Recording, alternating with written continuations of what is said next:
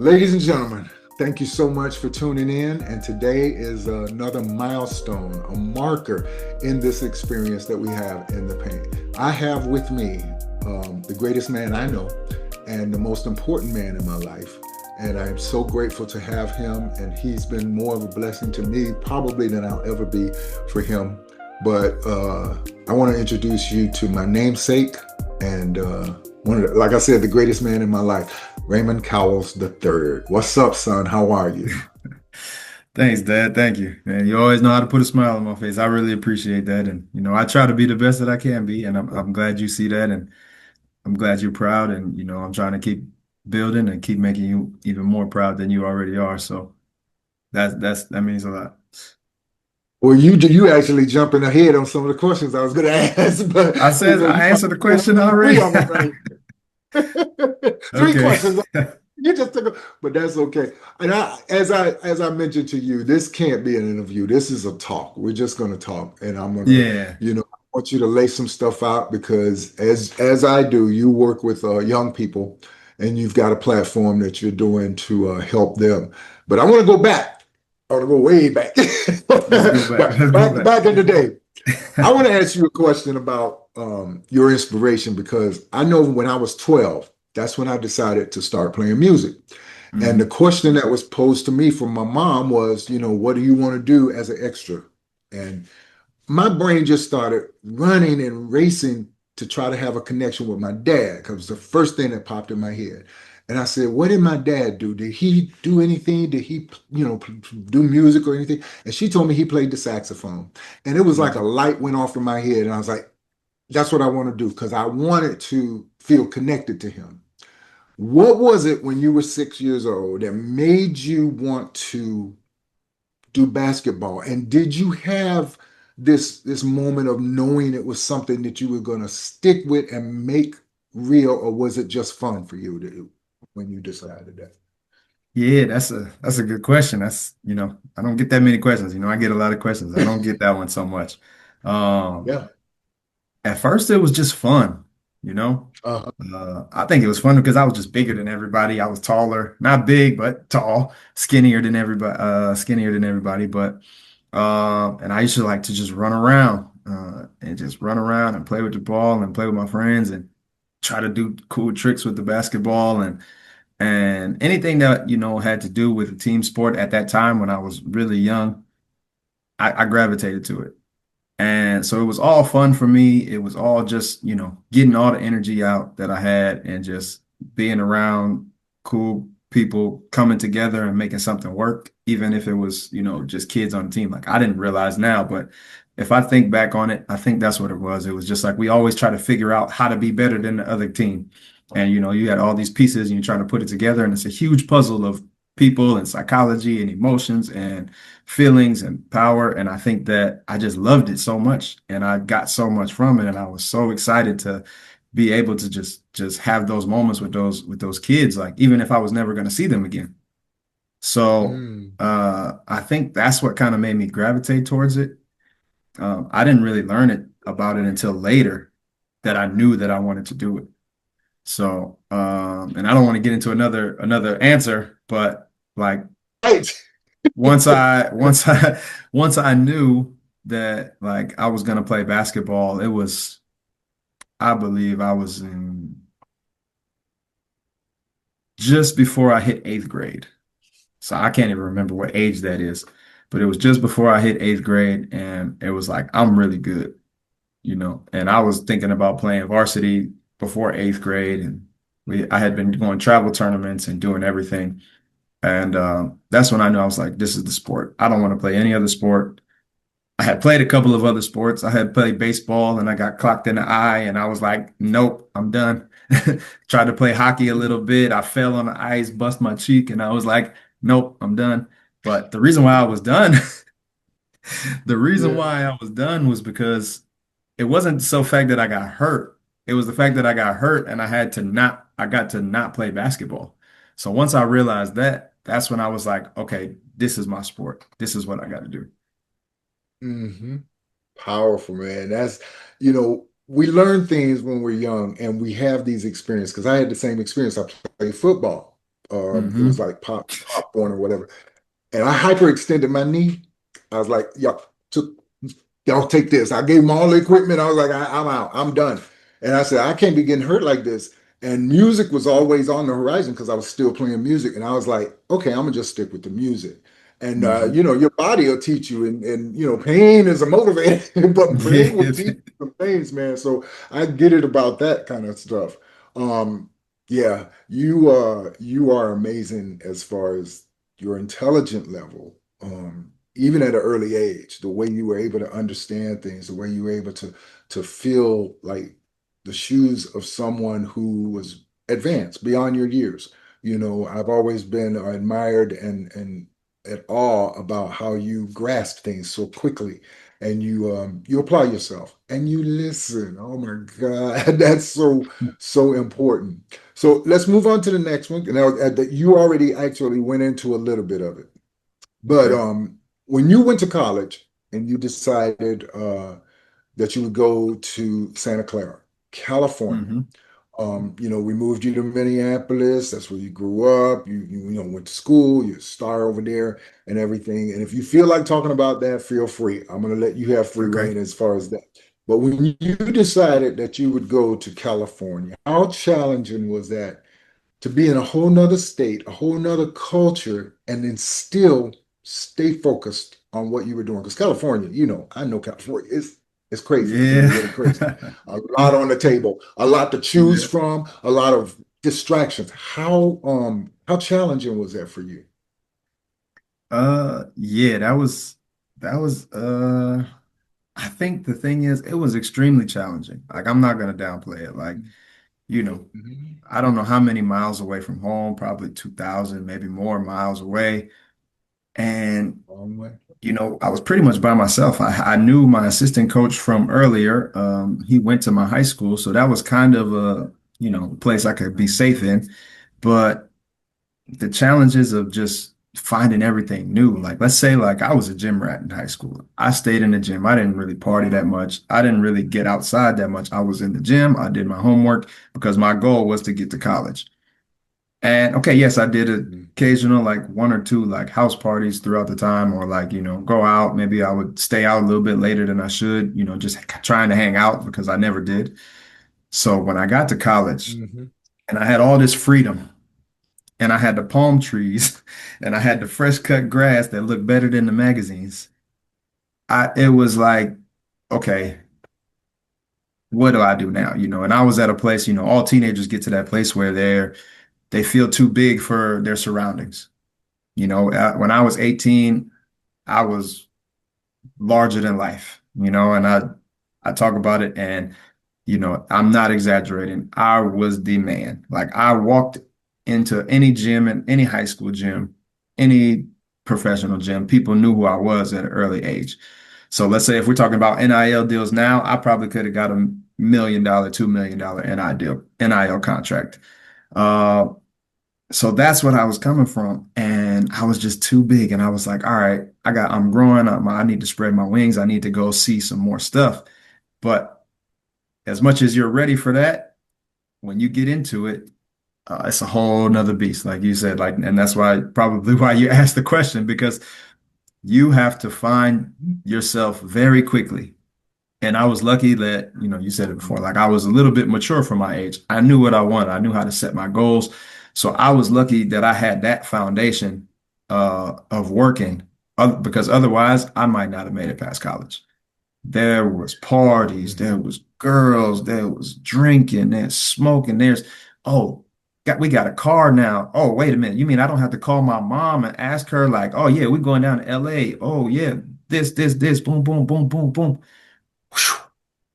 After the first 2 weeks, you could be done. You know? So there's all this Pack it up. going on. Yeah. All this going on. And then the last thing is the peer pressure. Uh this is where the peer pressure and your sense of self has to come into play. If you go into college and you don't have a sense of yourself, and you don't have a sense of a direction that you want to go to, there's all kinds of different ways that the wind blows. You know, there's frats, there's you know, people that's on drugs, people that's only at school to party. There's nerds that only go to school just to go to school. There's people that have their goals and their focus, and everybody's trying to find a place that they belong. So you can end up somewhere where, let's say, it's not a bad thing. Like if I wanted to be a nerd, it wouldn't be bad, but maybe that's not where I fit in. And so you got all of these different dynamics, and people don't talk about it enough. And you got to navigate through that. So it's one of the most, there's a reason why they call it one of the best experiences of your life. Like that everybody should go to college because if you can make it through college, you can hypothetically make it in life. So Yeah. yeah, it was no small task. So then let's say like to answer the question, how to be able to navigate that. Like I said, I had a strong already like moral compass. I knew what I wanted.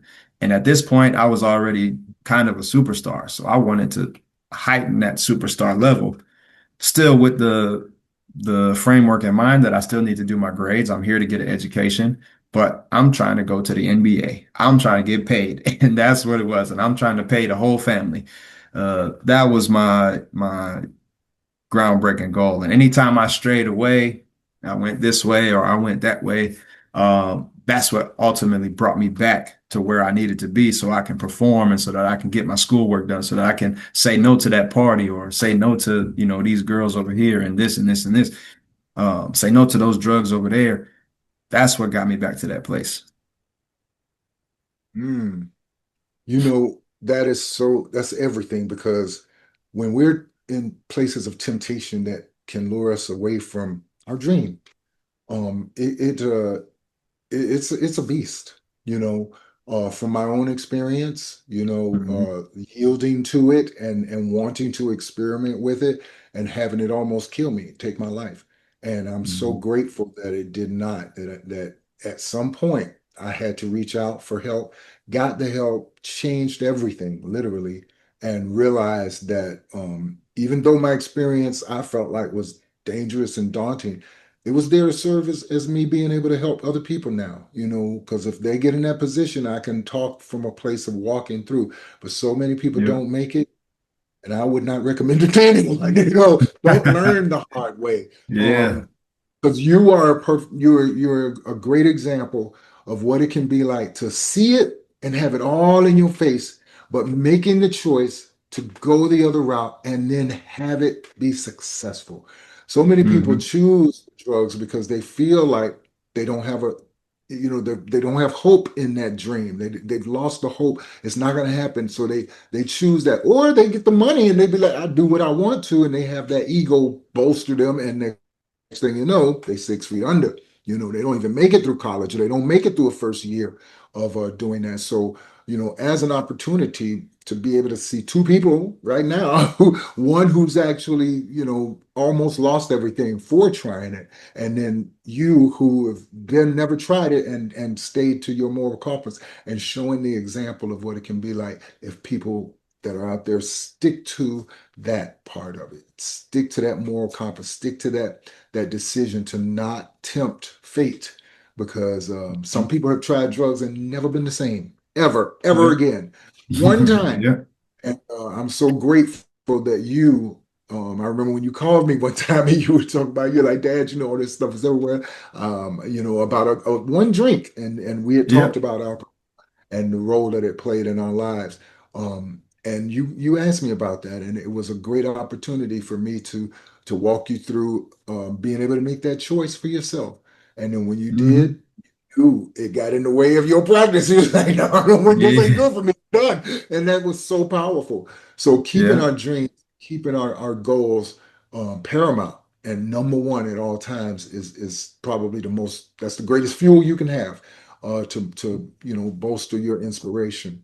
So man, that was great. Another quick one. You're mentioning the stuff that that I'm already going. So like I said, this is just a talk, but I did want our audience Yeah. to be able to latch on to something, particularly if it's a question that they have in their mind. So I wanted to have that as an opportunity too. So the next one is how do you uh maintain your inspiration when so much is dependent on your physical health and your performance?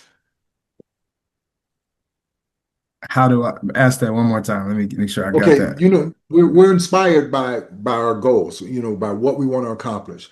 But when Right. so much is dependent on our physical strength and our physical health, how do Hmm. you keep that going? Because that's a difficult thing to maintain your body, so you can facilitate that dream. It's like how do you do that? I mean, you said you're a gym rat. How do you stay in the gym every day? I mean, because that's work, man. Most people ain't trying to work out all the time. Yeah. So that's like a double inspiration. You got to be inspired to work out, and then the workout's got to fuel your inspiration for your basketball. How do Hmm. you do that? I came across a quote not so long ago, and it described it perfectly. Uh, Mhm. it was I think it was from a coach. It's I don't care if you're motivated, but you have to be dedicated. So when you're going through life and you're going through your goals and you're trying to have, whatever you're trying to have. In my case, I was trying to play professional basketball.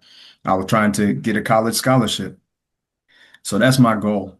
And the motivation, we all know motivation and inspiration, it comes in waves. It'll be there and it'll be high. It could be there for a week, 2 weeks, one day.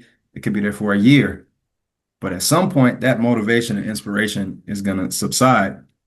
And it's going to be up to you whether you are dedicated enough to that goal to keep doing that work, to understand Mhm. that, okay, I'm tired today, but if I do the work now, I'll get the rewards later. And this is one of the things that, as all athletes, anybody I believe who's very successful, um, dedicated, and I would even say more than dedicated, I would say discipline.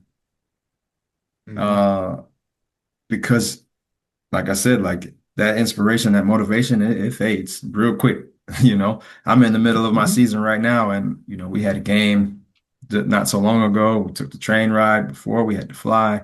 Now we're flying back, and we came back. I was at home for maybe 10 hours this week, and now I'm finally home, and I got finally another week stretch so I can be home.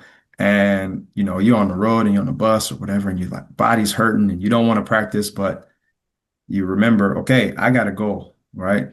First of all, you sign a contract with yourself and with the team and everything. So as long as you have that in mind, it's gonna help you to overcome those days when you're not feeling it. And I usually just have a checklist, like a small one, like, okay, today I'm gonna do 10 minutes of ball handling. And today I'm gonna shoot 50 shots, like at the bare minimum, if I don't want to do anything. And when I was younger, this is what I would do. Like, even if I would be in the gym and I would be exhausted sometimes I would be like, okay, let's bring it back a little bit. When I was younger, I would be in the gym from 10 o'clock in the morning until 10 o'clock at night. And I would just walk to the gas station back and forth and get snacks. And so I would stay there and I would be exhausted and I would just be waiting. Okay, I know at 12 o'clock that these guys are coming in, so maybe I can play one-on-one. And I know at 3 o'clock this coach or this player is going to come in and maybe I can watch him and do something. And I know at 6 o'clock we're going to play 5-on-5, so now I can play. And then I know after 5-on-5 I can play one-on-one. And all of this happens, and the next day I'm in the gym again for the same amount of time, but I'm exhausted. So I'm like, okay, let me just do some form shots. Let me make 50. Okay, let me do this. Now at least I've done a small bare minimum, to help me get through. And that's my benchmark. And I use that benchmark today. I actually reinfused that benchmark, So now when I wake up in the morning, I do my stretches 5, 10 minutes. And now since I'm 35 now. So ever since I hit 35, I've been doing 35 push-ups every day in the morning and sometimes also at night. But in the morning, I do it every time. So just that little small bit is going to help me to have that longevity. And now I need to make sure that, it's going to help me with my basketball. It's going to help me with my overall health, with my heart, with everything. And it's a small thing that maybe doesn't have to do with anything in the future, any goal in particular, but because it's productive and because it's on the physical side, like it's actually helping me to be a better basketball player. Wow. And that's the key, dedication. Because that can fuel you when the inspiration is down the tubes. Um, I know as people who build we build our own careers and it's such a beautiful thing to be able to be your own boss. However, it's a huge responsibility because now you have to literally manage your life in a way that is moving toward that goal. And you have the freedom. I mean, I can call a lunch, I can call a break, I can take a break whenever I'd like to. You can take a break whenever you want to. But if you don't build that extra little push for yourself, you know, it's competition. There's people out there that are doing it, and it's like now you're falling behind. And to get Yeah. back is harder than starting. Literally, to That's get for back sure. to a level. Oh yeah, it's harder than getting the inspiration to get up and go do it in the first place. Because you have to Hmm. now double up. You gotta get back to where you were, and then you got to get further than where you were in a record amount of time. And then whoever has filled that gap, you got to try to nudge them out of the way and be like, hey, look at Yeah. me, you know. But being disciplined in that arena, I know for myself, I do my own scheduling. I sometimes I push myself too hard, but I schedule myself. I make myself do the things that you were talking about. And that's the thing. So man, that was perfect. Perfect answer. And I know a lot of people out there, you might not be abreast of how to do it, but anything that's going to help, any little thing like Ray just said, that's going to help, whether it be diet, whether it be exercise, whether it be, quieting yourself and getting those messages of how you want to proceed and move forward. As long as you're fueling that dream, you're going to be okay. But when it starts falling off or something steps in the way and starts substituting for what you know you should be doing, you'll get that signal. You'll feel it and be Yeah. like, you might not want to go, and you might want to listen to that because you want to always stay on it. Like I said, my brother-in-law always tells us, be about it, and that always rings in my. If I'm about it, I'm gonna be about it. If I'm not, don't even waste nobody's time or your own Yeah. time. And that's really powerful. Um, I got a question. Have you ever felt like not playing? Oh yeah. Really? Like, Tell me about let's say that. Tell not me about playing that. to not play a Not playing game. basketball. Yeah, Like, not playing, just not playing like, basketball. okay, I don't want to play. I could say that I've felt like I didn't want to play a game, but I've never Okay, felt like I want to stop playing basketball. right, right. But Yeah. even the game part, what happened? What happened with that? Uh, to think about a specific time, I can go off of last season. Uh-huh. We lost 12 games in a row. Oh, I was shooting terrible. I oh, even went online. I made the mistake. I went online and I was checking, comments.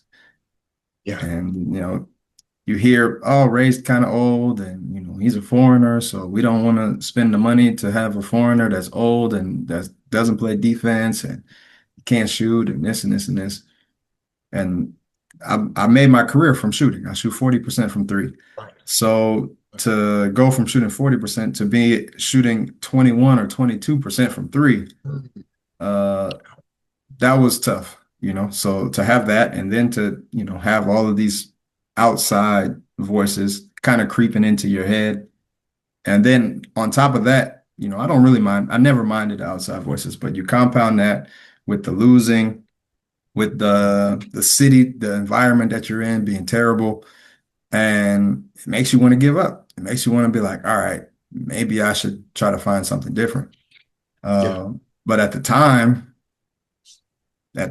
I knew that there was nothing different. I didn't have anything different. Basketball was the only thing that I had. I didn't I didn't start, what I've started now, my academy. I didn't start that yet. So I was in a place where I need to fix this, make it work, and find my joy for the game during it again. Because I knew that of course, I knew that I love basketball because I still would go to the gym by myself and go shoot and work out and listen to music and just be in the gym by myself and just have fun with it. So I knew that I still loved the game, but I just didn't love the situation or the environment. mm, wow. I can identify. I don't know if I ever thought, I don't know if the thought ever came for me to stop playing, like you said. But I've had moments when I felt like I was inadequate to Hmm. play. So I wouldn't want to put myself in that position. And it happened one time when Art Porter was playing at a place. He was performing at a place called the Back Room. And he invited me to come down and play. And now he revered me in a way that I didn't think I deserved, because Art was one, in my mind, one of the best saxophone I ever heard. And he Hmm. invited me up on stage, and I declined to go. I wouldn't go on stage with him because I felt like I dwarfed him. In his ability and just his inspiration, his delivery, everything, technical, all of that, sound, tone, all of that. And I'm then sitting there learning from him, because that's what I always tried to do, learn from people who Hmm. I admire. And he invited me up. After the show, he came and he pulled me aside. He said, Ray, he said, don't ever not play if somebody offers you the opportunity, because this is not about competition. He said, this is about complementing. He said, Hmm. your style and what you bring has its own lane. You people appreciate that from that. What I bring does mine. He said, and we combine those as a complement of each other, not competing. And man, that made all the difference in my whole life, my whole career. Everything I did from that point on, I understood that fact that I'm not competing with nobody. Maybe myself Yeah. from a yesterday or a year ago, myself, I Yeah. will compete, but I don't have to. That's not necessary.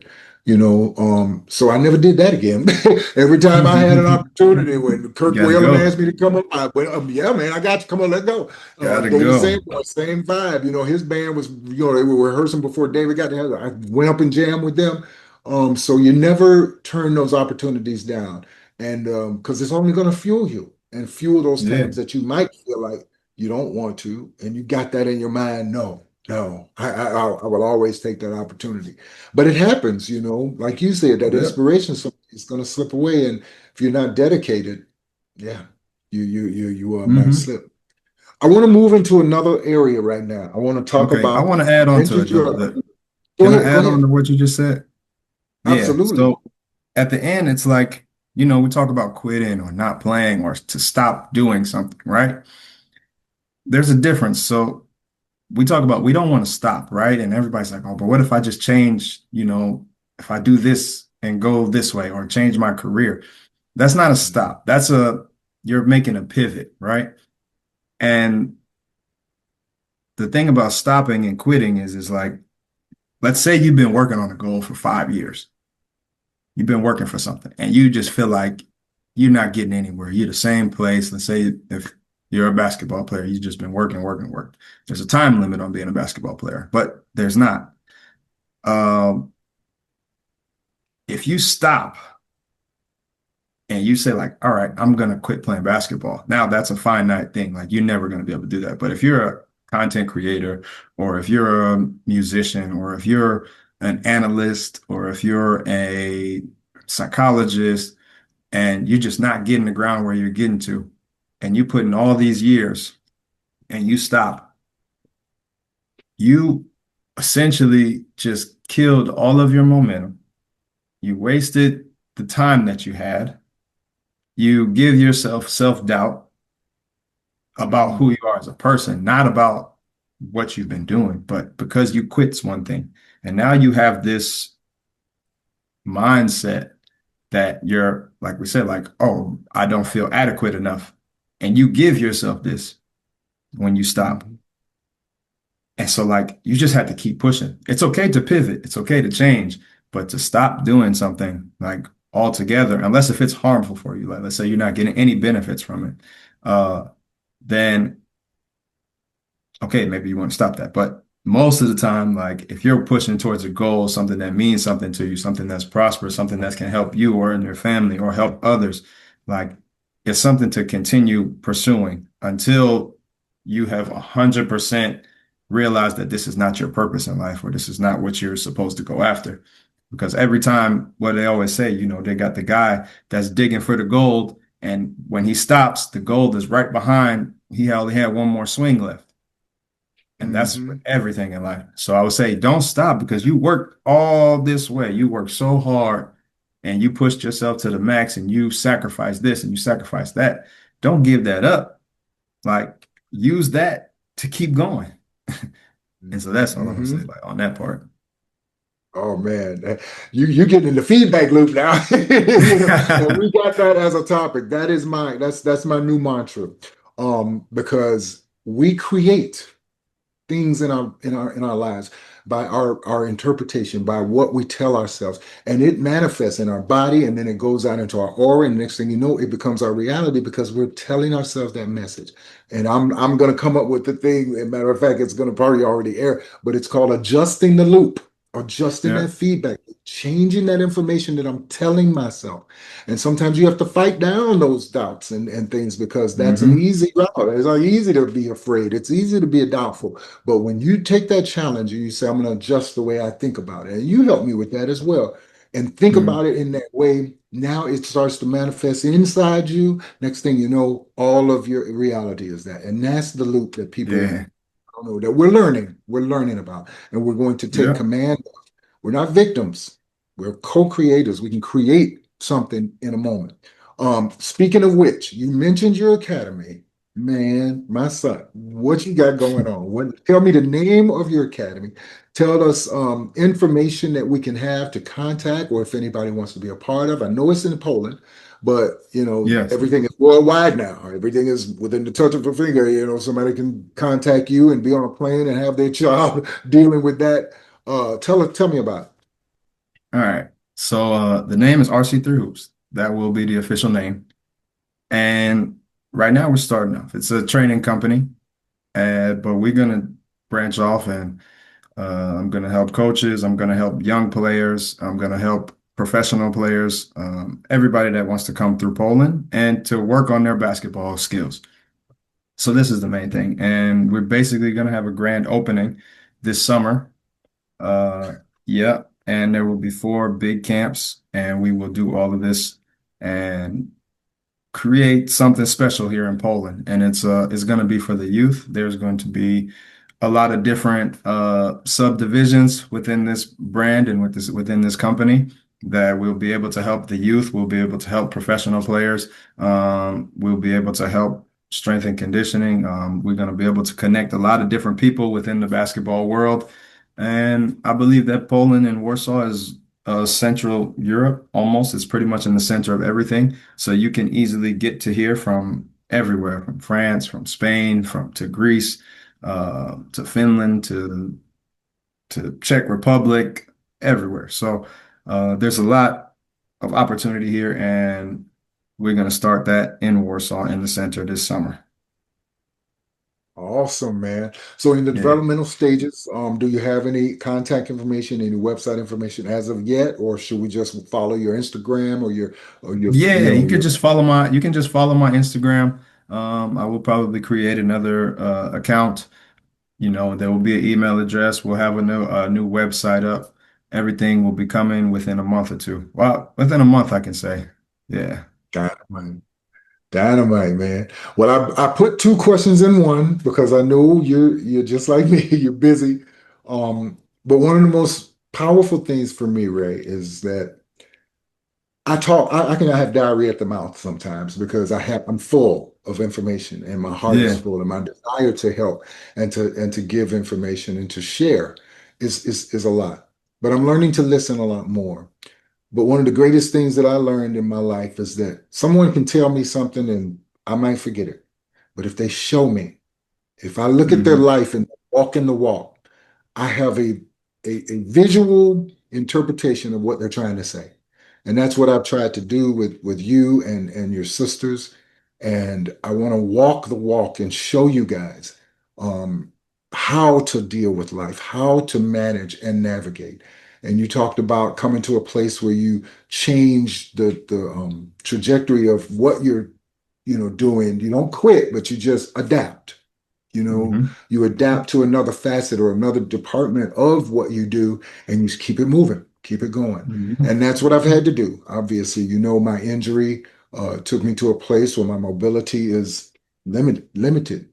But we could talk about the fact that you reached out and told me that you would not see me not be able to walk. And you, within, I think, 10 days, you had me a passport, you had me on a flight, and you Mhm. paid for my surgery, man. You gave me a brand new back.